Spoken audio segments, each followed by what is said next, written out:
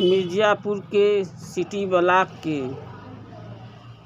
जिला पंचायत सदस्य चुनाव लड़ने वाले परम बड़े भाई सुरेश यादव एडवोकेट जी को, जो कि वार्ड नंबर 4 के प्रत्याशी हैं और जुझारू भी हैं, कर्मठ भी हैं और गरीबों के मसीहा हैं। दुख सुख में जाते आते रहते हैं।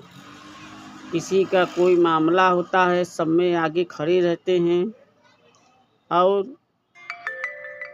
उनको अपने वार्ड से विजयी बनाकर अपने वार्ड का समस्या, अपने घर का जो भी हो समस्या, उन्हें अवगत कराएं और अपने गांव का विकास कराएं।